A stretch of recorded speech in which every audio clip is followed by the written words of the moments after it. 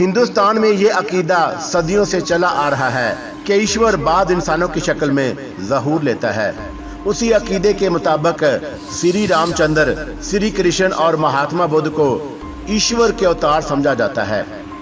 हिंदुस्तान में मजहबी पेशवाओं को ईश्वर के अवतार समझकर उनकी मूर्तियों को भगवान के रूप में पूजा भी गया। दुनिया भर में सबसे ज्यादा मूर्तियां महात्मा बुद्ध की बनाई गईं और श्री रामचंद्र और श्री कृष्ण से ज्यादा उनकी परस्तिश की गई, क्योंकि बुद्ध धर्म हिंदुस्तान से निकलकर पूरे मशरिक़ बैद में फैल गया था। महात्मा बुद्ध देवताओं के कायल न थे, खुदा को एक मानते और निजात आखिरवी पर यकीन रखते थे। उन्होंने अपने मानने वालों को वसीयत की थी कि मरने के बाद उनके राख की पूजा ना की जाए, मगर यह हकीकत बड़ी दिलचस्प है कि दुनिया में सबसे ज्यादा पूजा उन्हीं की होती है। मेरे और उसके दरमियान सिर्फ लंबी लंबी जटाओं की चिलमन हायल थी। कभी कभी बरगद के खुश्क पत्ते उसके नंगे पैरों के नीचे चुरमराकर मुझे उसकी आमद से मतला कर देते। वो जो कोई भी था फूंक फूंक कर कदम उठाता, मेरी जन्म बढ़ रहा था। उसकी चाल से ये अंदाज़ा लगाना मुश्किल ना था कि वह बेखौफ होने के अलावा वो पूरा चाकू चबंद और मामले की नोयत को भी अच्छी तरह समझता है। मेरा दिल धड़कने लगा और सनसनाने लगा, कौन है ये? फिर इस सवाल को नज़रअंदाज करके उसके मुकाबला करने के लिए तैयार हो गया। वो जटाओं को हटाता आगे बढ़ा तो गिरवा हेला कुछ साफ हुआ, क्योंकि एक जगह रुककर वो मुझे देखने और खोज लगाने की कोशिश कर रहा था। गौर से देखा तो दंग रह गया। वो नंगे पांव सर से टखनों तक गिरवे चोले में मरफूफ साओगारी के उन 7 गूंगे बख्शुओं में से एक था जिन्होंने अपनी ज़ुबानें कटवा दी थी। अब याद आया कि मैं साओगारी से निकल रहा था तो उसके सहन में 7 बकी बजाय 6 बख्शू को देखकर हैरान हुआ था कि खिलाफे मामूल 7वां बख्शू उनके साथ क्यों नहीं आए। ये मामा अब खुला कि साओगारी का 7वां भूत मेरी निगरानी के लिए पहले ही कहीं छुप गया था। ये गूंगे बख्शू पुरोहित गंजाल के चेले समझे जाते थे। बहुत अच्छा, अगर गंजाल मौत के दरवाजे पर दस्तक दे रहा है तो यह दरवाज़ा खोल दिया जाएगा। 7वां भूत लंबी लंबी जटाओं के दरमियान खड़ा अभी तक समाधि की तरफ घूर रहा था। अब ज़रूरी था कि मैं खुद को उस पर ज़ाहिर कर दूं ताकि जो कुछ होना है हो जाए, और अगर गंजाल या उसके चेले चाटे मुझे महज एक बुद्ध ज्ञानी समझ बैठे हैं तो उनकी ये गलतफहमी दूर कर दी जाए। सारी गांव के गूंगे बख्शू बोल नहीं सकते थे, मगर सुनने समझने की सलाहियत से महरूम ना थे। मैं शिकस्ता दीवार की ओर से निकलकर नागहां उसके सामने आ गया और बोला, मैं तुम्हारा इंतज़ार कर रहा हूँ, आगे आ जाओ। गूंगे बख्शू ने मेरी आवाज़ सुनी, हाथ में खंजर देखा तो बड़ी घबराहट में अपने दोनों हाथ सर पर रख लिए। ये इस बात का इशारा था कि वो अमान चाहता है। मैं कुछ हैरान, कुछ परेशान सा हुआ कि माजरा क्या है। उसके पास कोई हथियार भी नहीं था। सोचा हो सकता है कि मुझे धोखा दे रहा हो और उसने अपनी कटार भारी जुब्बे में छुपा रखी हो। वो अपने हलक से गूंगा की आवाज़ें निकालकर मुझे कुछ समझा भी रहा था, मगर उसका हरफे मतलब समझने से आ रही था। करीब आकर बताओ क्या कहना चाहते हो? वो बरगद की जटाएं हटाता आगे बढ़ा। करीब आया तो दोनों हाथ जोड़कर खड़ा हो गया, फिर यकलख्त मेरे चरणों में गिर गया। मैं उसकी हरकत पर दंग रह गया। ये सब कुछ खिलाफे तवक्का था। उसे बाजू से पकड़कर उठाया, चेहरा गौर से पढ़ा तो उस पर कुछ और ही मजमून लिखा था। मैंने हैरत से पूछा, तुमने मेरा पीछा क्यों किया? और तुम्हें तो इस समय अपने साथी बख्शियों के साथ साओगारी में होना चाहिए था। उसने एक बार फिर हाथ जोड़ दिए, हलक से इबादें निकालने और इशारों से कुछ बताने लगा। मेरे पल्ले खाक भी ना पड़ा। मैं गूंगों की बोली समझने में बड़ा अनारी हूँ। अचानक ज़हन में एक तरकीब आई और उसे बताया, मैं कुछ बातें पूछता हूँ, तुम सिर्फ हाँ या नहीं में सर हिलाकर जवाब दो। वो जवाब देने पर तैयार हो गया तो मैंने पूछा, क्या तुम्हें पुरोहित गंजाल ने मेरा पीछा करने की हिदायत की है? उसने नफ़ी में सर हिला दिया। फिर किसकी आज्ञा से और क्यों आए हो यहाँ? पहले उसने इनकार में सर हिलाया, जिसका मतलब था किसी की आज्ञा से नहीं। फिर उंगली से अपने सीने की तरफ इशारा किया, गोया कह रहा था, मैं अपनी मर्जी से आया हूँ। कल रात तुम दर्रे में भी तुमने मेरा पीछा किया था। उसने पहली बार असबात में सर हिलाया। क्या मुझसे कोई काम है? कुछ कहना चाहते हो? सर की जुम्बश फिर असबात में थी। मेरा तजस्सुस बढ़ता जा रहा था। किसके बारे में बात करना चाहते हो? उसने डांस का पोज बनाया, पाँव की एड़ी ज़मीन पर मारी, जैसे पाँव में बूंदे घुंघरू या कड़े बजा रहा हो, और मैं इस एक्शन को देखकर हैरत ज़दा सा रह गया। उसने इस बात में सर हिलाया, फिर हलक से आवाज़ निकालकर और हाथों से इशारा करके कुछ बताने लगा। अब उसका मतलब कुछ समझने लगा था, और जो कुछ मैं समझ सका था ये कि कल रात वो दर्रे में मुझसे मिलना और जल पीना के बारे में कुछ बताना चाहता था, मगर नहीं बता सका। कल क्यों ना बता सके? वो हाथ के इशारे से कुछ समझाता रहा। जब मैं ना समझ सका तो नीचे बैठकर उसने असामी ज़ुबान में ज़मीन पर पीगू का नाम लिख दिया। क्या इसलिए कि पीगू मेरे साथ था? उसने ज़ोर से इस बात में सर हिलाया, गोया हाँ कहा। और तुम डरते थे कि जो कुछ मुझे बताओगे पीगू स्वरूप जी और पुरोहित गंजाल से कह देगा। उसका जवाब फिर इस बात में था, और ये इंकशाफ बड़ा संसीखेज था कि साहूगारी के एक गूंगा बख्शू जल पीना के बारे में मुझसे कुछ कहना चाहता है, लेकिन इस डर से सामने ना आ सका कि उसकी बात स्वरूप जी और पुरोहित गंजाल तक पहुंच जाएगी। मैंने बेताब होकर पूछा, क्या जानते हो जल पीना के बारे में? उसने उंगली से ज़मीन पर टूटी फूटी असामी में फिर एक लफ्ज़ लिख दिया, कैद। मैंने अंदाज़ा लगाया कि वह मामूली सा पढ़ा लिखा है और फिक्रों की बजाय सिर्फ टूटे फूटे लफ्ज़ों में जवाब लिख सकता है, मगर उसका लिखा हुआ एक ही लफ्ज़ कैद अंगारे की मानद मेरे दिल पर पड़ा और मैं तड़प कर बोला, कहाँ कैद है वो? उसने ज़मीन पर तीसरा लफ्ज़ लिखा, दूर। उस जगह का नाम नहीं जानते। बख्शू ने नफ़ी में सर हिलाया, तुमने देखी है वो जगह? अब जवाब इस बात में था, यानी जगह उसकी देखी हुई है, मगर उसका नाम नहीं जानता था। मैंने दराफत किया, क्या मुझे वहां तक पहुंचा सकते हो? ये बड़ा अजीबोगरीब और समझ में ना आने वाला मामला था कि साहूगारी का गूंगा बख्शू स्वरूप जी और पुरोहित गंजाल के मंसूबे के खिलाफ ना सिर्फ जल पीना की असीरी की खबर दे रहा, बल्कि मुझे उस जगह तक ले जाने पर भी तैयार था जहां उसे कैद कर दिया गया। हालांकि स्वरूप जी के बकौल वो नाच भक्ति का चिल्ला काटने गई थी। मेरे ज़हन में एक सवाल बगोले की मनद उड़ने और चक्कर खाने लगा। उस गूंगे बख्शू को जिसका नाम मुझे बाद में मालूम हुआ मदाया था, साहूगारी के तालाब में रहकर उसके मगरमच्छ से बैर मोल लेने की क्या जरूरत है? क्या उसमें भी कोई चाल तो नहीं? आखिर पूछ ही लिया, तुम ये सारी बातें मुझे क्यों कर रहे हो? क्या तुम्हें पुरोहित गंजाल का डर नहीं? उसने नफ़ी में सर हिला दिया। क्या साहूगारी में नहीं रहोगे? जवाब फिर भी नफ़ी में था। क्यों? मेरी हैरतों में इजाफा हो रहा था। मदाया ने ज़मीन पर एक लफ्ज़ लिखा, प्रायश्चित करना चाहते हो? जवाब इस बात में मिला। किस बात का प्रायश्चित? कोई पाप किया है तुमने? मदाया का सर झुक गया। मैंने देखा कि उसके चेहरे पर नदामत का साया और आंखों में कोई गहरा गम दफन था। उसकी खामोशी बोल रही थी, मगर उसका मफहूम समझने से कासर था। अगर तुम मुझसे कोई चाल नहीं खेल रहे तो तुम्हें उस जगह की तुम्हें इस नाम की सौगंध जिसकी पूजा करते हो मुझे सब कुछ बता दो, जब भी मैं तुम पर भरोसा कर सकता हूँ। मैंने उसके जिस्म में एक तब्दीली महसूस की, जैसे अपने आप से डर रहा हो, लेकिन फिर हौले हौले उसका खौफ दूर होने लगा और वह मुझ पर एतमाद करके कुछ बताने कुछ समझाने लगा। उसने ज़मीन पर कुछ टूटे फूटे अल्फाज लिखे, हाथों से इशारे किए, हलक से आवाज़ें निकाली और इस तरह एक कहानी बयान करता रहा। मैं उसका मतलब समझने की कोशिश करता और कभी कभी दरमियान में कुछ पूछ भी लेता। ये कहानी तवील थी और अजीबोगरीबी। वो काफ़ी देर तक आं करता, हाथ नचाता, ज़मीन पर बार बार कुछ लिखता रहा और मैं बड़ी हैरत बड़ी दिलचस्पी के साथ उसकी बात को समझता रहा। मदाया ने मुख्तलिफ तरकीबों से जो कुछ बताया वो बड़ा हैरत अंगेज़ बल्कि संसीखेज था। मैं जो कुछ समझ सका उसकी तफसील अपने अल्फाज में बयान करता हूँ। गूंगे मदाया की यह कहानी कुछ इस तरह है। कुछ बरस हुए मैंने पुरोहित गंजाल और शंकर के साथ रियासत मणिपुर के उन पूर्वी कबीलों की यात्रा की जो बर्मा की सरहद के साथ आबाद हैं। वहाँ संताली कबीले के कुछ लोग भी रहते हैं। पुरोहित गंजाल उसी कबीले के एक मेहनत के पास गया था जिसके झोंपड़े ठीक सरहदी पहाड़ी पर थे। वहाँ पहुँचते ही शाम के समय गंजाल ने मुझे बड़े झोंपड़े में बुलाया और कहा मैं शंकर के साथ सरहद पार करके बड़ी शहर हमालन में चला जाऊं और वहां से एक आदमी को उठा लाऊं। मैं इनकार न कर सका। उन दिनों मेरी सेहत बहुत अच्छी थी और एक दो आदमियों को आसानी से पछाड़ लेता था। मैं ये पूछे बगैर कि वो आदमी कौन है, उसे ज़बरदस्ती उठा लाने का कारण क्या है, शंकर के साथ रवाना हो गया। एक संथाली और उसका घोड़ा भी हमारे साथ था। हमालन शहर सरहद से 14-15 मील अंदर और दरियाए चन वन के किनारे आबाद है। जिस आदमी को हमें लाना था वो दरिया के पिछमी घाट पर एक मछेरे के झोंपड़े में ठहरा था। रात के 10 बजे हम वहां पहुंच गए। घाट पर दूर दूर गिनती के 5-7 झोंपड़े थे।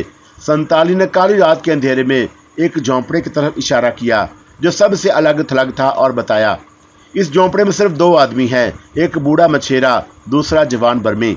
जो उसका मेहमान है, बूढ़े मछेरे को शंकर संभाल लेगा, तुम जवान आदमी को उठा लाओ। वो खुद घोड़ा लिए एक तरफ खड़ा रहा और मैं शंकर के साथ झोंपड़े में दाखिल हो गया, जिसका दरवाजा भी शंकर ही ने आहट किए बगैर खोला। बूढ़ा बेसुध सो रहा था। शंकर उसके सराहने खड़ा रहा और मैंने मेहमान पर हाथ डाला तो जाग उठा और मुझे पकड़ने लगा और मैंने उसके सर पर डंडे से चोट लगाई तो लड़खड़ाकर ढेर हो गया। मैंने उसे कंधे पर उठा लाया।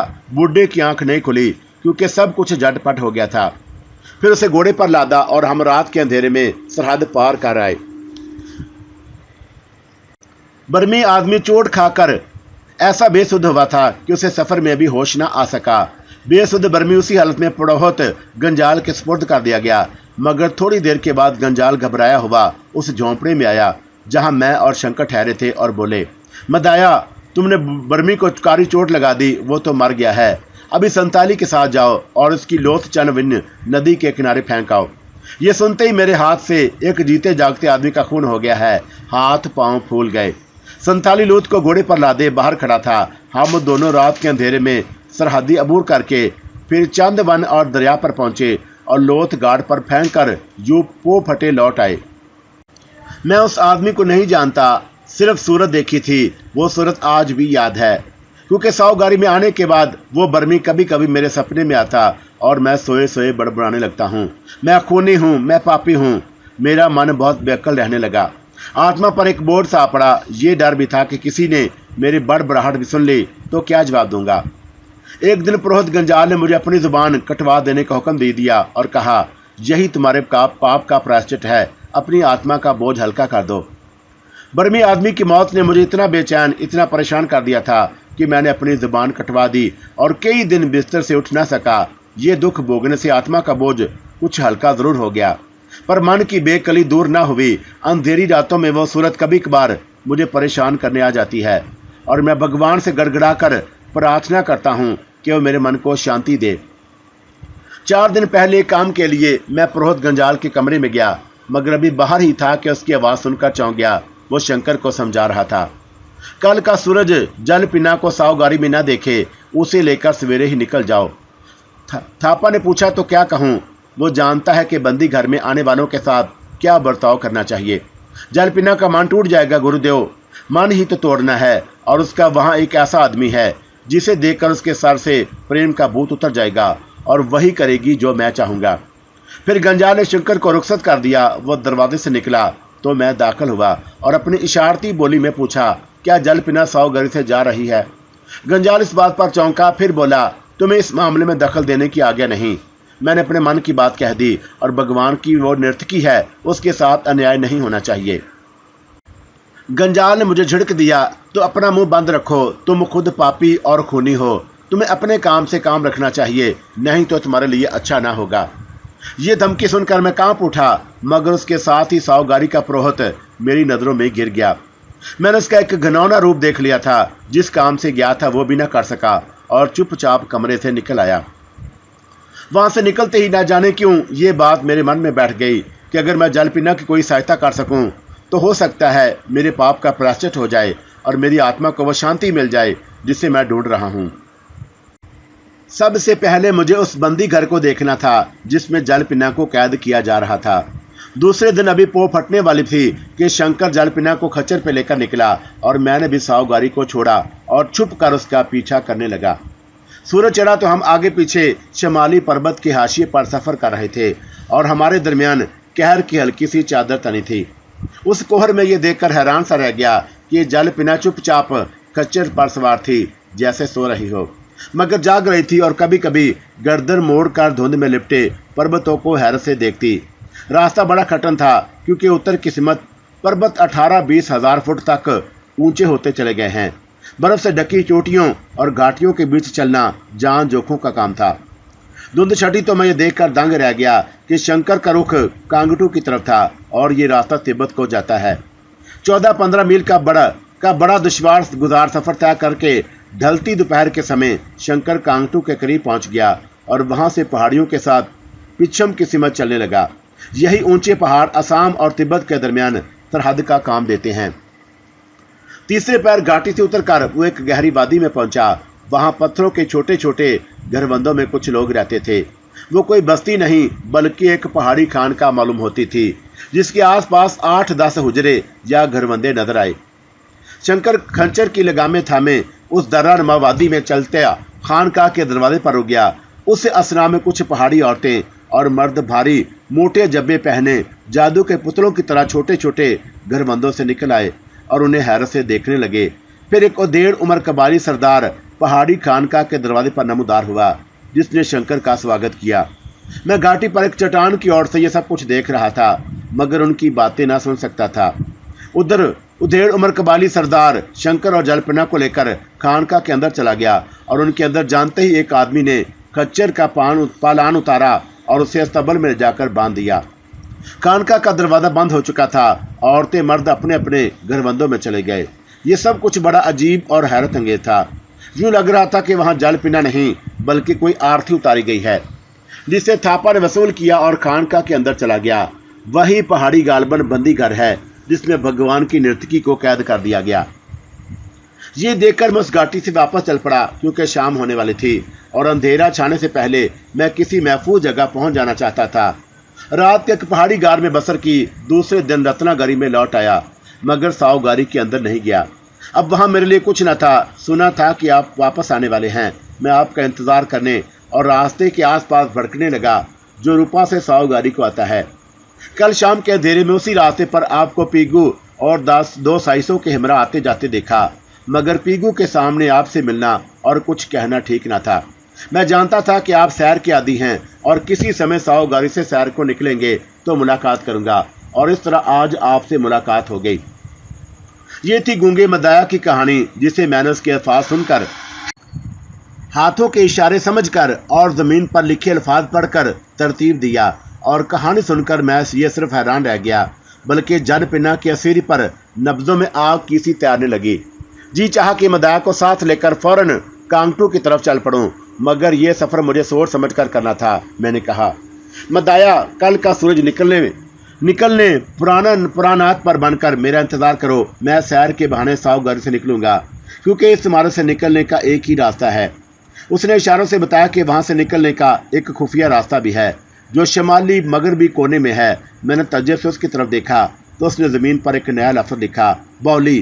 क्या वहां कोई बौली है? मदाया ने इस बात में सर हिलाया। मैं उस बौली में उतर जाऊं तो सावगारी से निकल आऊंगा। उसने फिर सर हिलाया, गोया हाँ कहा। फिर कल पो फटने से पहले ही, जब सावगारी के बासी सो रहे होंगे, मैं बौली के रास्ते बाहर आ जाऊंगा। तुम मुझे वहीं से मिलो। मदाया ने सर को ऊपर और नीचे दोबारा जुम्बश दी, जिसका मतलब यह था कि वह वहीं मेरा इंतजार करेगा। अचानक मुझे एक नया ख्याल आया। मदाया, तुम सोते कहाँ हो और खाते क्या हो? वो होले से मुस्कुराया, फिर पूर्वी पर्वत की तराई की तरफ हाथ उठा दिया। दिन तीसरे पहर से गुजर रहा था जब ये मुलाकात खत्म हुई। वो मुझसे रुखसत होकर पूर्वी पर्वत की तरफ हो लिया और मैंने सावगारी का रास्ता लिया। गूंगे मदाया ने हैरत अंगेज इंकशाफ करके ये तो बता दिया था कि जल पिना कहाँ भेज दी गई है, मगर उसे पहाड़ी खानका से निकाल कर ले आना कोई आसान काम नहीं था। अगर वो खानका वाकई एक बंदी घर है तो जरूर वो लोग जिनका मदाया ने जिक्र किया उसके पहरेदार होंगे। मैं सावगारी तक यही सोचता रहा कि जल पिना को वहां से कैसे निकाला जा सकता है, मगर कोई तरकीब जहन में नहीं आ रही थी। ये सब किया दरासरूफ जी का था, जिससे पुरोहित गंजाल को मनमानी करने का मौका मिल गया। सावगारी में दाखिल हुआ तो शाम का झटपटा लग रहा था। शास्त्रों से खिलाफी तवक्का सेन ही में मडभीर हो गई। उसने बताया कि मालिक बहुत परेशान है। प्रभु, वो क्यों परेशान है? आपने दोपहर का खाना जो नहीं खाया, पहले उनसे मिल लो। मिल लूंगा, मगर ये बता, जल पिना से राब्ता कायम हुआ तेरा? मन के तार नहीं मिले प्रभु।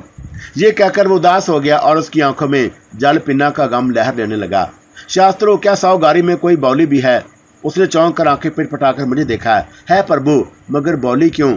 जल पिना वहां तो नहीं होगी। फिर भी मैं बौली देखना चाहता हूँ। सोचा कम अज कम शास्त्रों के साथ उसका रास्ता तो मालूम कर लूं। कल दिखा लाऊंगा। अरे कल नहीं, अभी चल। क्या मालिक से नहीं मिलोगे प्रभु? पहले बौली देखूंगा। शास्त्रों चुपचाप मेरे आगे आगे चलने लगा। चलते चलते बोला, बौली में जल पिना तो नहीं। फिर वो सोच रहा था कि मैं अचानक बौली के पीछे क्यों पड़ गया हूँ। मगर अभी उसे कुछ बताना नहीं चाहता था। वो यकलख्त रुक गया। बौली पर जाने का रास्ता तो गोना दादा के महल से गुजरता है।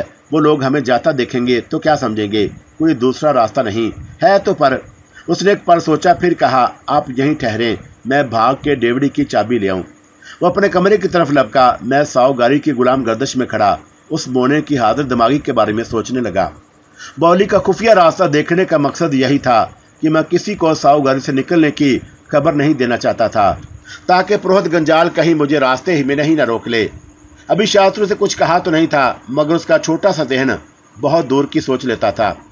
उसने वापसी में देर नहीं लगाई, फिर भी मुझे लेकर तंग सी राहदारी में दाखिल हुआ जो मतवातर की जन्म जाती थी। एक बार पहले भी उस राहदारी से गुजर चुका था, जब एक शाम जलपिना मेरा इंतजार करती मेरे बिस्तर पर सो गई थी और मैंने शास्त्रों से कोई दूसरा कमरा खोलने के लिए कहा था।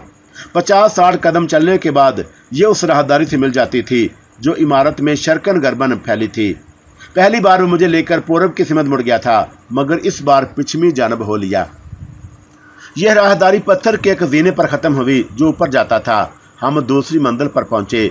यहाँ से रास्ता पूरब की तरफ मुड़ गया। हम उस राहदारी में चलते चलते ऐसी जगह पहुंचे जहां से एक और राहदारी अंग्रेजी के हरफ टी की शक्ल बनाती उत्तर को चली गई थी।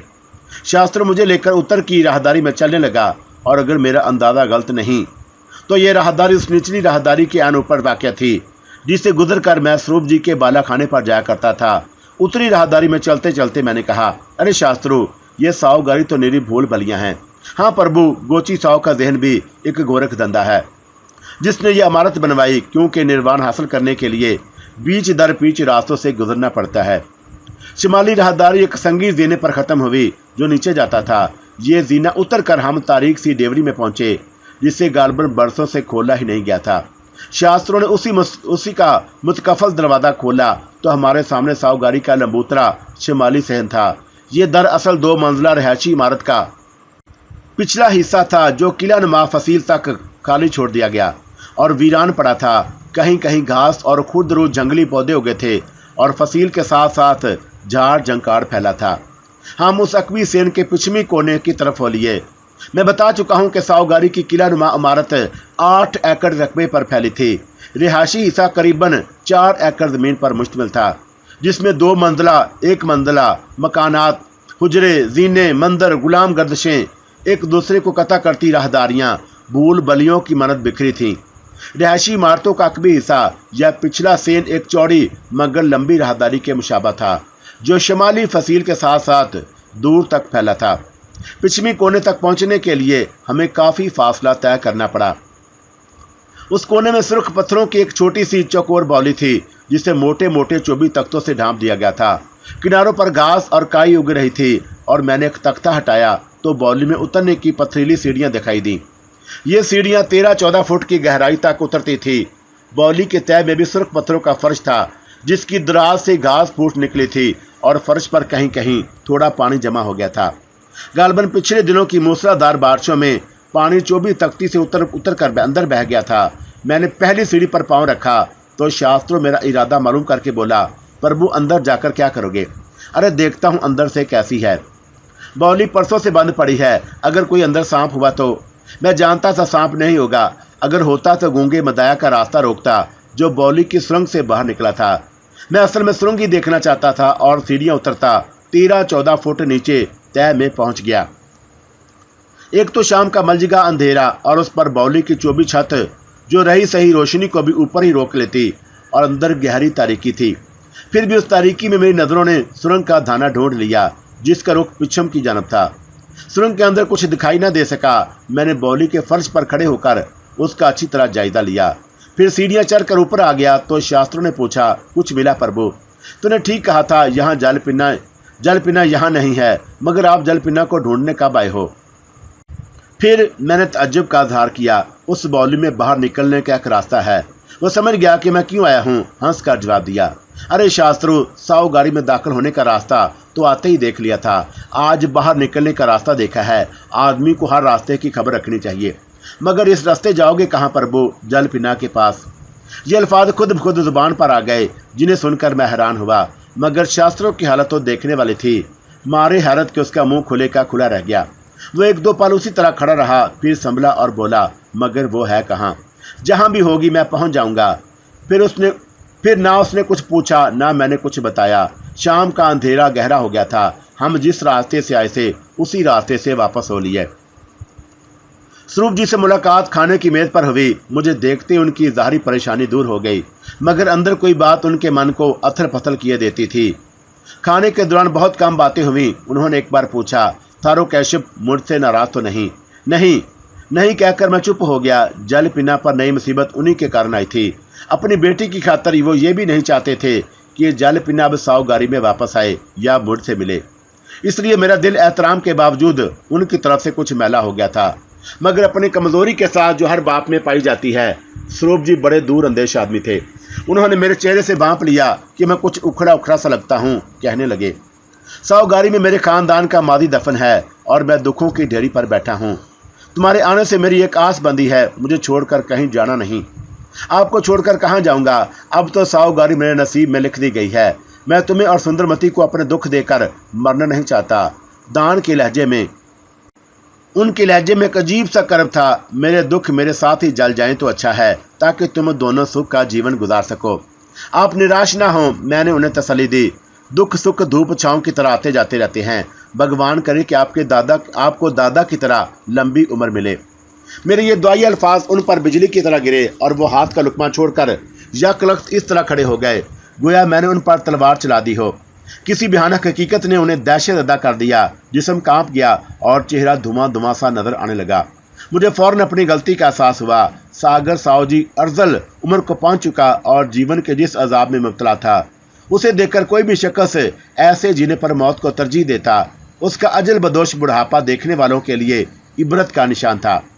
जब भी सावगारी के बासी भगवान से प्रार्थना करते थे कि वो जिंदगी के अजाब से छूट जाए, मगर हर दिन उसकी मनहूस उम्र में अजाफा करके गुजर जाता।